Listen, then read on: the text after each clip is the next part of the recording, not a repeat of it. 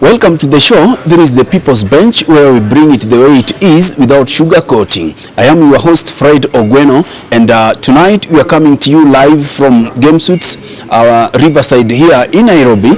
We are going to look at the issues that are affecting our country at the moment. We are in a broad-based government, we are told so, and tonight I'm privileged to be having Mr. Ken Ondiek, whom for a very long time he has been associated or a luminary of UDA Party and a strong supporter of Mr. President, that is Dr. William Ruto. A lot of things are happening in the country, and we're going to bisect all these things together with him tonight. But I also remind you, don't forget to subscribe on Fred Ogweno Live on YouTube, so that together we will be able to see how this goes. How are you, Mr. Ken? Karibu sana to the program. I will formally introduce myself as Honorable Ondiek Kennedy. Yes. Currently the National Chairman, Progressive Plus Alliance, which is actually a party which is established on the basis of the young populace and the persons who are looking forward to having serious progressive development within our country. The truth of the matter is that as a nation, we have gone through different stages of democratization up to liberation. Until now, we are not supposed to debate those two in a serious debate, because they have been part and parcel of our journey. But now we are looking at the progress, because Kenyans really don't want to look at liberation. We have been liberated enough. We have been democratized enough. Now we want to look at progress. When we talk about economic development, we are supposed to be talking about what effect does that economic development, stated or explained by the Treasury or explained at the national platforms, affecting the real pocket of Kenyans, and whether Kenyans are capable of realizing the importance of their own undertaking to the country, like obligations that arise out of the Constitution, including taxation, including loyalty as a citizen, and the rest. The social contract Kenyans entered in the form of promulgation of the 2010 Constitution actually opened a path, so that we know the duties that accrue to the individual Kenyans and the obligations that are there and the expectations they have from the state. But so far, the truth of the matter, which Kenyans can realize, is that we are told of economic growth, we are told of economy doing well, but Kenyans are actually not realizing the doing wellness of the economy. So as a progressive party, that is the Progressive Alliance, we are trying to build a situation where Kenyans can now feel the effect of their own undertakings and duties that they have to the state, of taxation, citizenry, citizenship, and the rest. Thank you very much. I hear you. Up to this morning, Kenyans knew that you are a member of UDA Party, a party that you have been a strong supporter for a very long time. Now, just tell Kenyans, what happened? When did you leave UDA and join this new? Yeah, the truth is that I have served for long as a coordinator of UDA South Nyanza and then up to Nyanza region. The reason why personally I got into that particular agenda is, one, to create alternative voice within Nyanza, because you see Nyanza has remained under monarchical leadership of Odingaism. So we wanted to open a space. We realized that with ODM, it is like a monopoly of that particular region. So with the introduction of UDA, we thought that would be a vehicle that is going to open for us a path towards democratizing Nyanza itself. Because we talk about democracy, yet we are in a monarchical leadership within Nyanza. So that was the initial perspective. And the second bit is that we have been getting leaders who are selected for us by the virtue of monopoly of ODM within our region. And so with the coming of UDA, we thought we could open that democratic space and also open the ability for Luos and the Nyanza people to elect people they want. But now what has happened, on Monday, so Friday, you saw what happened. Raila has decided to join Ruto, and by joining Ruto, obviously, he has taken over Nyanza again. So the thing which we don't want, I personally don't want to fight with the UDA, I don't want to fight with them. For us, we want to create a vehicle that is going to look at the progress. While you can be in ODM, while you can be in UDA, what progress do you have as a person, as a Kenyan? And so we bring in a progressive plus alliance so that you can understand that while they tell you rhetorics of hustler, is hustler progressing? When they tell you chungwa moja maisha bora, is your maisha getting better? That is what we are now saying. Because I have worked with ADM, I have worked with UDA. Now I'm telling you that these two people are not helping. They cannot help you. Now the purpose for which we are here is to ensure that now we create that opportunity for Kenyans to express themselves, for Kenyans to be known that they want a particular thing and they want to achieve that. And that's why we are bringing this. And it is not bad for us to have our party. The most important thing that every person wants is, would we move from one step to another? When Kenyans were under colonial rule, they felt they wanted to have self-governance. We succeeded through our forefathers by moving from the colonial government into our own leadership. And when there was one party from 1969 up to 1991, there was movement so that we moved from that single party state to multi-party. We succeeded. I hear you. Now we are at a situation where we have a multi-party without democracy. Now we want progress in the people. That's why we are hear you, Mr. Chairman. When did UDA start becoming bad? I don't know. Yeah, Kenyans is it until, okay, proceed. You see, I am not saying that UDA is bad. Forming my party, leaving one school to another doesn't mean that that one is bad. They have their way of dealing. I have been there. I don't want to badmouth them. They are my friends. We have worked with them. I am not going to say how bad they are. They know how bad they are. So, especially to me, they know how bad they are. So, I am not. In fact, this part, let it go. Yeah, that they know how bad they are, especially to me. So, when I am doing my own, if your value is not seen where you are, you take it elsewhere.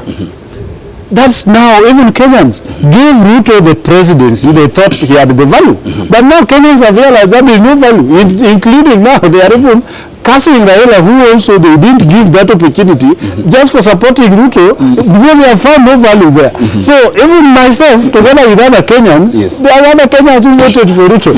So they have realized there is no value and they will not vote for him again. So that's why we are bringing in opportunity for them to give us, to find how to progress. And so Kenyans who voted for Ruto are the same ones who have rejected him. So even if I walked along with him, I am saying we are not going to badmouth them. They can do their own, they can do their marketing, but the only thing I can assure them, the marriage they have with ADM is going to injure them greatly. Some would say that you made your bread out of abusing Raila Odinga. You made your bread out of castigating ODM. Are you a casualty of broad-based government? I don't make bread from UDA. And the UDA people can confirm. They didn't give me anything.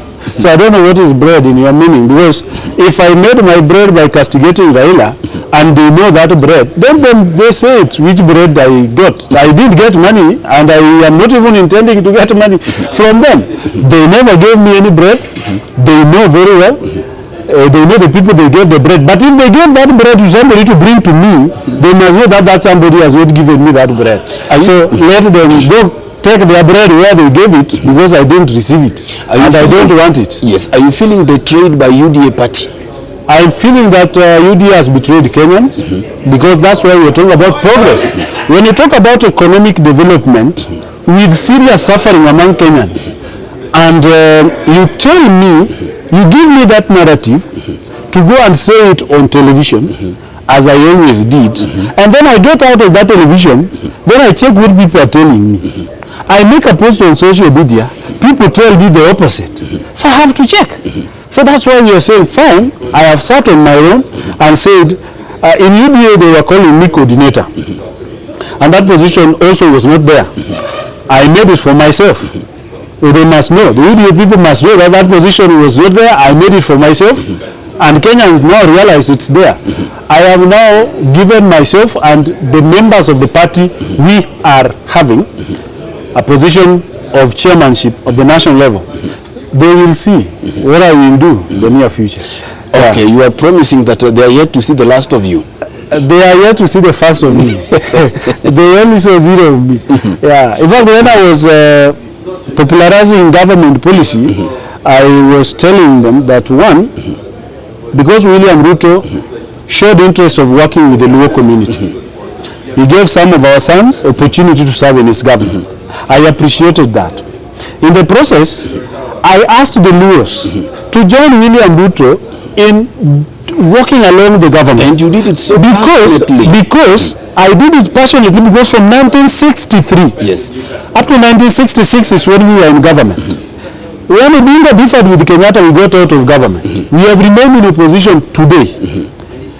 And you see, you can even see how Luos are now celebrating that they are now in government. The reason they have come into this, they have hijacked it. What we were saying of working with the government is the way Dr. Raymond Omolo was working along with the president. Because we thought he's a young person who can be nurtured slowly like Moi nurtured Ruto, so that when Ruto leaves, somebody like Raymond Omolo could come in and be now the president. But I've realized that the coming of Raila now has swallowed them. They are now going to... But they are not complaining. No, they can't complain. They can't complain because if they complain, they will be seen to oppose, to be opposing. Yeah, so the collective responsibility of a government will not allow them to complain. But the truth of the matter is that Raila has come and has now hijacked the government. And I'm telling you, this hijacking is going to even affect the president because Raila has lost value. In fact, we were already taking over Nyanza with UDA. And that's why we were having ability to even conduct an election of UDA freely and fair. But when he calculated and realized that he's losing the grip of Nyanza, he quickly utilized the Gen Z movement to jump into the ship and hijack. Now you see, it's like he's the president. But he's the president. It's Raila who saved President Ruto. And it not because of Raila Odinga, Ruto would be home now. He's somebody who saved you. Let me tell you. President William Ruto was not saved by Raila. I saw Raila claiming yesterday that Ruto went to him. Who is the president? Were you there? No, has Ruto gone to opposition? No. When we talk about Ruto going to Raila claimed that Ruto has gone to him. Has Ruto gone to opposition or is the opposition that has gone to the government? So who has gone to who? As we speak, who has gone to who? Is it Raila who has gone to Ruto or Ruto who has gone to Raila? Because who is in government? And who is being called Mr. President? Is Raila being called Mr. President? Elusive dreams that they have had for years and losing elections open, even when they are about to win, they lose obviously because they don't want to take governmental responsibility. They want to jump into ship. You jump into Moi's ship, you jump into Kibaki's ship, you jump into Uru's ship, now he has jumped into Ruto's ship. Then he stands out and says Ruto has gone to him. That's an absolute lie. If you were useful to President William Ruto, if Raymond was that useful to President William Ruto, if Owalo was that useful to President William Ruto, why did Ruto go to look for Raila? Is it Ruto who went to look for Raila? They are working together. So they have, in fact, we saw Raila claiming that Ruto went to him. We have not heard what Ruto is saying. But all in all, the two are not helping Kenyans. That's now why I'm here.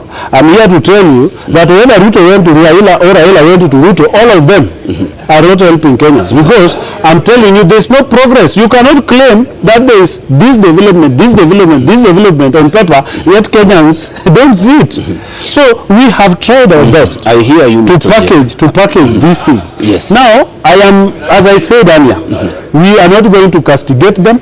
We are not going to badmouth them. Yes. We are not going to attack them. Yes. We are bringing progressive movement. So Kenyans will choose whether they are going to progress with us or have UDA run there or have ODM run there.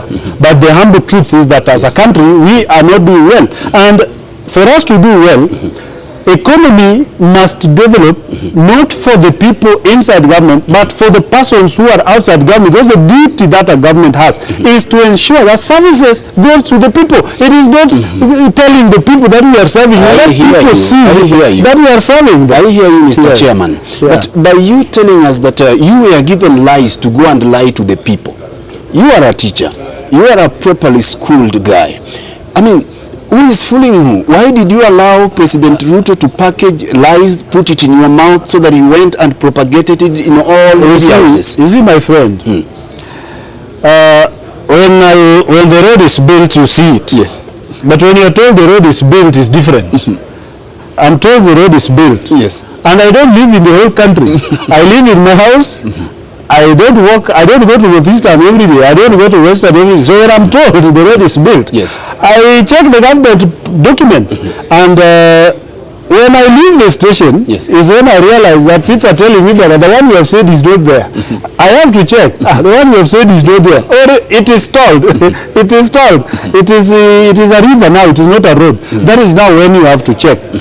But possibly we have to understand the principle that only a fool doesn't change his mind. The other day the president told us Raila is bad, and in fact he was very bad according to the president. Today I don't know what you can say about it. The other day people in government like Sudi told us how Gachagua was good. Today I don't know what they are saying about Gachagua. So you can see the kind of changing positions. Now I don't know why I should be asked why I've left UDA before you ask why UDA people invited Raila in the first place. So call the UDA people, tell them, why have you called this man who was a Kitandawili man? This Muganga, how have you called him? Isn't it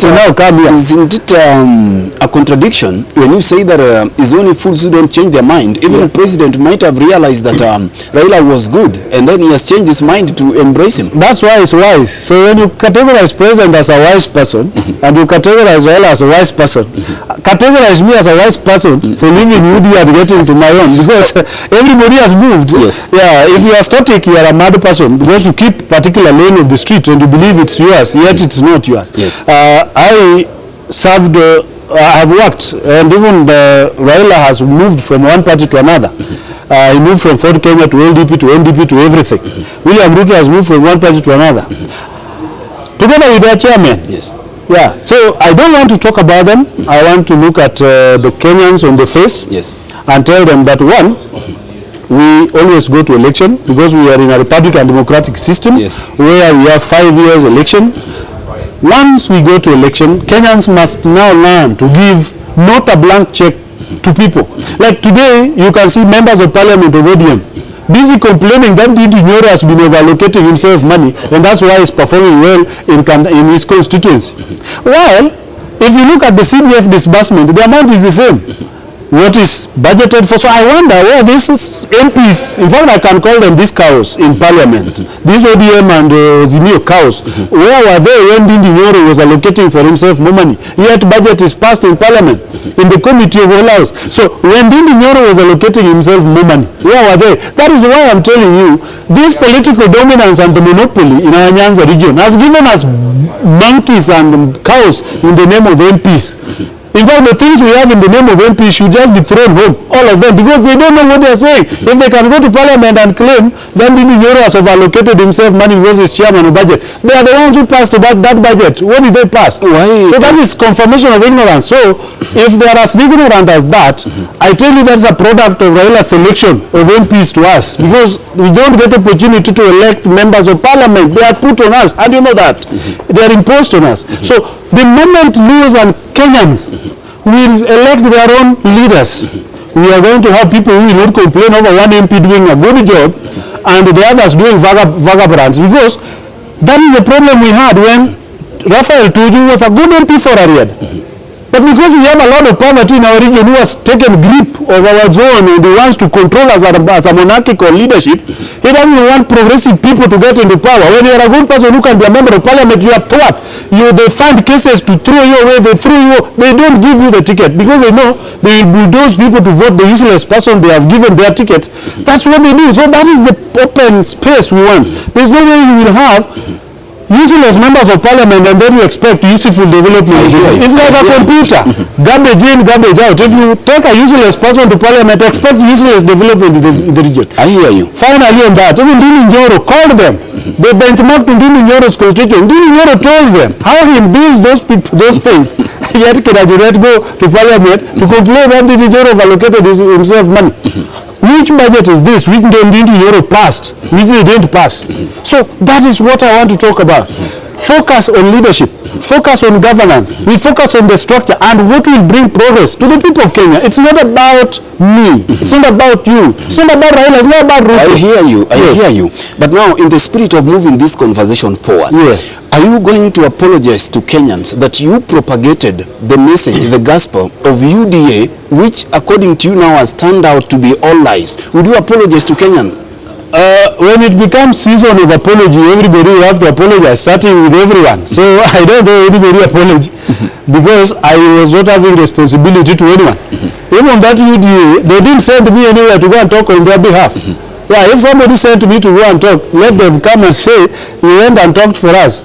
So I don't have any responsibility as to which person I was talking on behalf, on his behalf or her behalf. But I have a duty to myself, a duty to Kenyans. And that's why we are saying, after examining these things, and in the spirit of only stupid person who doesn't change his mind, I have seen the difference between water and alcohol. If this bottle, obviously I don't know whether this is water or it is alcohol. If you give me this bottle, but please take this bottle to somebody and it is water, that's the only thing I go and do. As a messenger, I take the bottle, I take to the person, I tell him, this is water, I've been given to bring it to you. If the person opens the bottle and realizes that it is not water, they ask the sender, not the messenger. So I was a messenger with the message at which I delivered competently, effectively and adequately, and for the interest of the sender and for the benefit of the recipient. Yes. So if the recipient received the wrong package, was just a middleman. Now, as Progressive Alliance Party, we are going to package our own message, and we are now going to bring it so that we will take responsibility as a party as to the message we are giving you, and the messengers we are going to send to you, and we are going to ensure that the message we give you will resonate with the initial idea that we have. I hear you. Again, why should Kenyans trust you? Why should Kenyans believe you? Because if you were given a wrong message by UDA to go and give to the people, and you gave it, why should we now believe that what you are telling us is right now? You could also still be lying to us. That's what I'm saying. I was given a message to deliver. A messenger is never judged when it comes to judgment as to the content and the aspect of that particular message. Come on, Mr. Ondiek, you cannot reduce yourself I've given you an example. Yes. I am schooled, and that is why when I'm given this bottle of water, I know the road to take it to bring it to you. So that's the benefit of my education. So if I'm given this bottle and I'm told it is a bottle of water, I deliver it to you. So if you open it, because my duty is not to open and check. My duty is to carry this and deliver. Yes. My education tells me that when you are told to deliver, deliver. We don't check. So if I have delivered what I was given, and in the process the recipient realizes that this is not the thing, the recipient takes it back to the owner, either through the same messenger or through another messenger. So if Kenyans realize that the package we were given and sent to them was a wrong package, they have taken it back to the owner. I'm happy they didn't take it back through me. So I've realized that, okay, this message was bad, but then now it has gone back to the owner. The owner is feeling it. The owner of the message is realizing that I gave these people wrong package because I didn't go to the road in Northeastern. I didn't go to the road in Western. I was told to go and say that road is built. I went and said it that way. So if the owners of the message realize that the message is incorrect, you don't judge me. Now that's why I'm saying we are bringing now our own party, where I am the national chairman. I will take national responsibility as the message we give, and I will take national responsibility if we get to power, because the purpose of our party is to get to state power. You are coming to that. You are coming to that. As we conclude, we will come to the purpose of your party. But tell me, you seem to be speaking the same language as Gachagua. Are you a younger and a low version of Gachagua who says that President William Ruto is a liar, and there is the same conversation we are hearing from you? Gachagua is a Kenyan. Having served as a deputy president and impeached, so he's a Kenyan. Is he the only one talking? So is Gachagua the only Kenyan who is talking against the president? No, more than 95% of Kenyans are talking against the president. So I am part of Kenyans who are expressing discontent as to the performance of the government and as to the message we were passing. Are you seeing that? So whether Gachagua is in that team or not, whether Kalonzo is in that team or not, I am part of Kenyans, and our party is part of Kenyans, telling you that we can do it better than what has been there. We can progress better than where we have been. And that's why we are saying we are not looking at democratization. We are not looking at liberation. We are looking at progression. That's why we want you to progress. So whether you progress through what Ruto is doing, whether you progress through what Raila is doing, whether you progress through what we are doing, we will get to state power, and once we are there, we are going to progress with you. But so far, I can't take responsibility as to failure of someone who is not me. So are you admitting that Ruto lies more than a bra? I don't know that. I don't know where Abra. So I don't know how. That he has lied to Kenyans. No, who said that? You say you just. No. For me, I was given a message. A false message. I was given a message, false or not false. Yes. I was given a message, like I said, I was given this bottle of water. I was having instruction to deliver it. Yes. I respected the instructions and delivered it. So whether it was wrong or right, duty lies upon the recipient to make a judgment and report to the source, and not to the messenger. Very nice. So I cannot know whether it's lying like what, because I don't wear a bra. I don't know how bra lies. I don't know anything. Yeah, because for me, my wife wears a right bra, and I have not seen the bra lying to me. Would you work with Gachagua if he looks for you today? Would you work in a coalition? You are part. As long as Gachagua together with his friends are for the progressive Kenyan.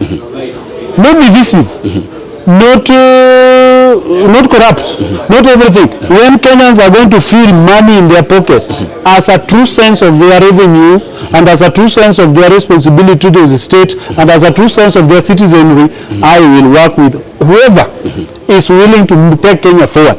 Even if today President Ruto says that he wants to change his tactic from doing what he's doing and how he can do it, I will still embrace that, because the nation requires progression, and that's what we want. So you just say that what President Ruto is doing currently is not right.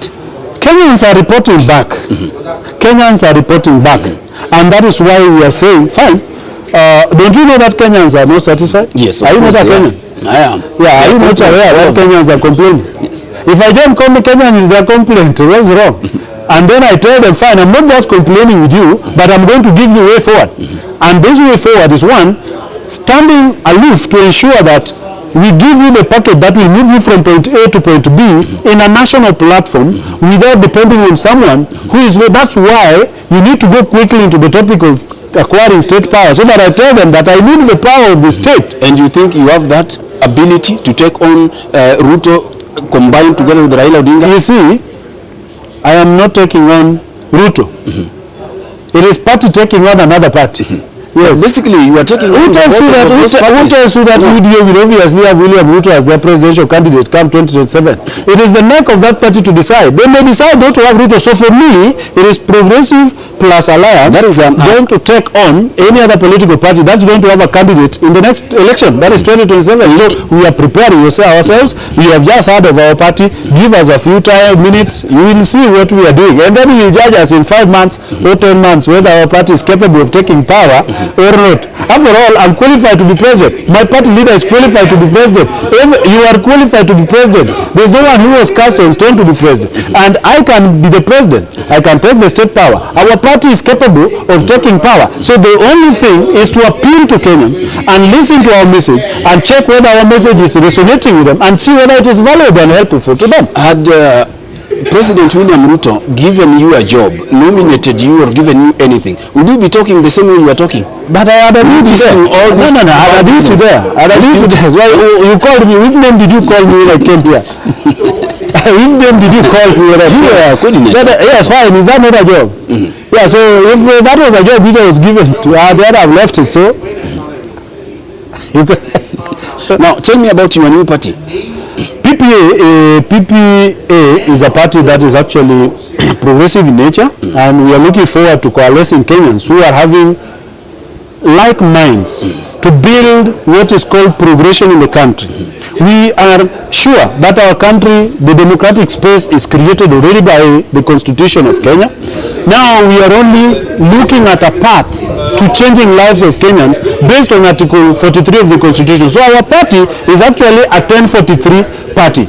1043 party is a party that is looking forward to entrenching Article 10, that is the principles of national values and principles of governance, together with ensuring that Kenyans get the socio-economic justice they want as enshrined in Article 43 of the Constitution. That's what we want. We want good education, we want good health, we want clean water, we want clean environment, we want better things to Kenyans, better housing, better everything for Kenyans. Not housing where you pay and you don't know whether you will get that. We want better housing for Kenyans. We don't want the water which we are told we are drilling water here and finally we don't get it. We want Kenyans to get water, and Kenyans must have value for their money. Not that you are told you have invested this, you have invested this. We are now being told Bomas is being built as you what 1.4 billion. What value is that going to give to Kenyans who are lacking school fees, who are lacking water, who are lacking good roads, who are lacking good hospitals, who are lacking necessary amenities? How do you solve supernatural things before you deal with actually natural things? You know, super is super and not,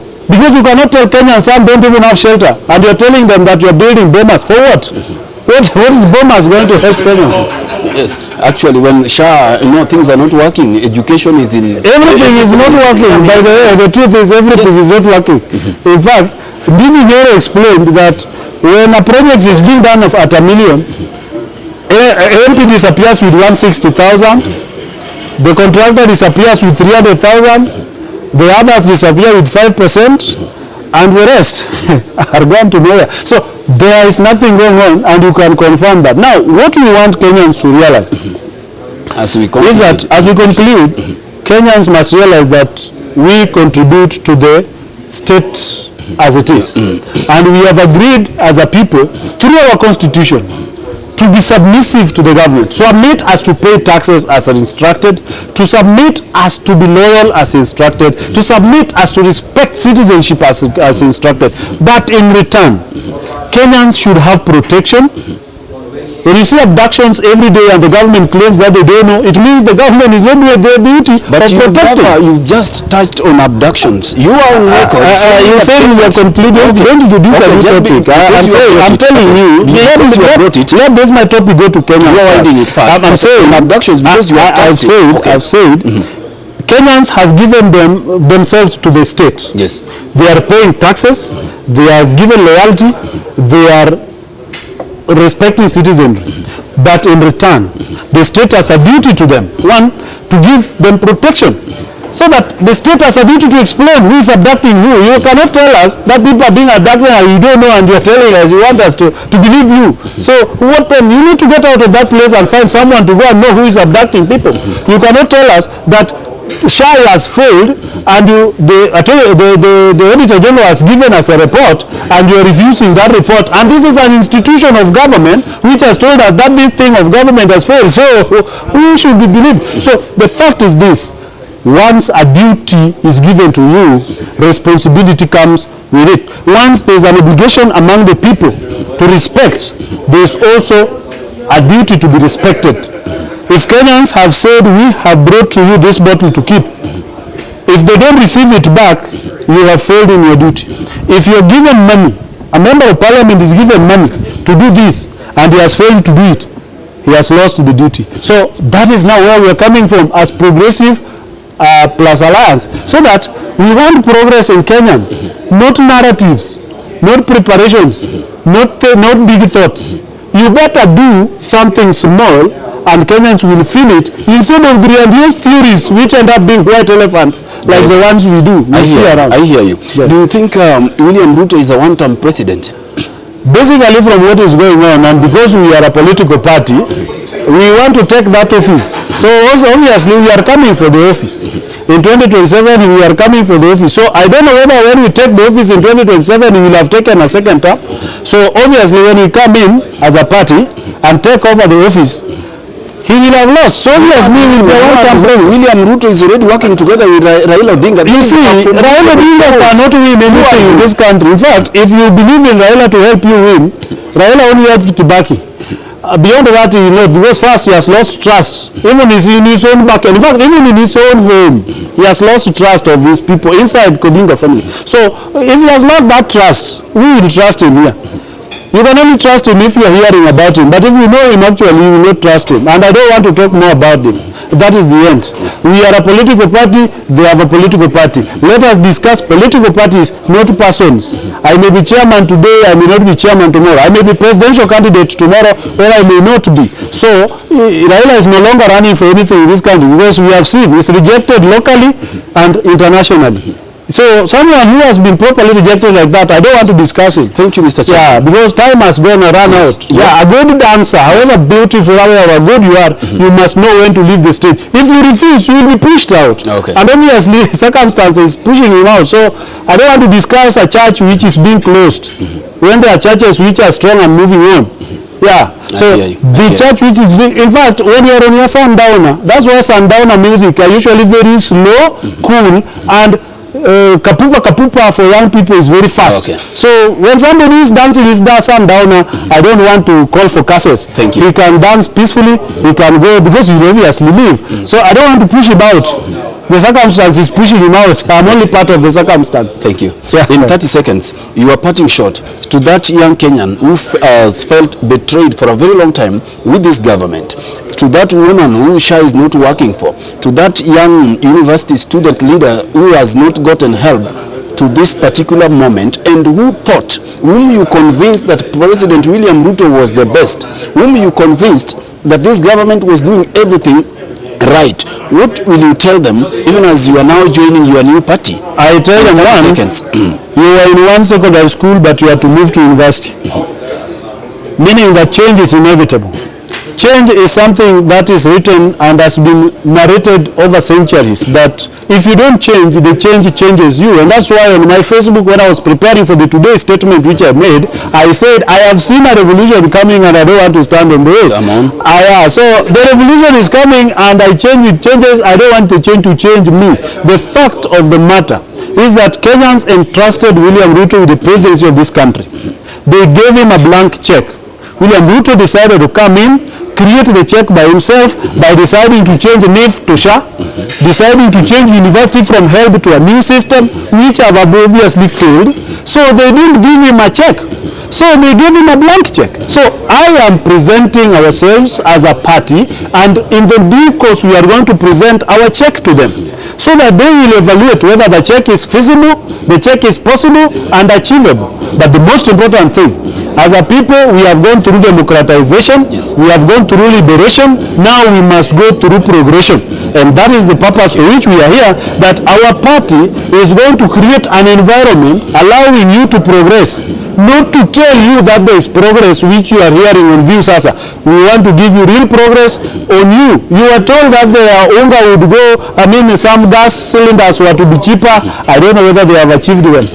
You are told Russia was to be good. I don't know whether it is working. But the truth of the matter, Kenyans have the answer. And the package, if you tell me that I took the message from the president and took to Kenyans, I only took the package and the package has been returned to the owner. I'm happy it is not returned through me. I'm now coming to tell them that the package was not me who packaged it. I am only but post office. Post office doesn't read your letter. It only carries it from the writer to you to read. So if they read and realize that it is wrong, they can return it back to sender, which they did. So I think I'm just but a conduit. You don't blame a pipe for a dirty water. You blame the source. Thank you. If the water is dirty. Thank you. Thank you. Thank you so much, dear viewers, for your time. They say that if an alligator comes out of the lake and says that the Mr. Crocodile is sick, who are you whom you are not living in the lake to say that he's not sick? You've heard from himself. He's come out to say that, no, come on, President William Ruto, you lied to us. He's come out to say that everything in this government is not working right, and that is none other than Mr. Ondiek, who is now a chairperson of a new party. We are going to wait and see if he's the one who is going to deliver us to Canaan, or things are just going to be the same. Thank you so much, sir, for having time, and I hope to see you next time. Thank you. I appreciate it. Thank you so much. I wish you all the best. Asante sana. Thank you so much.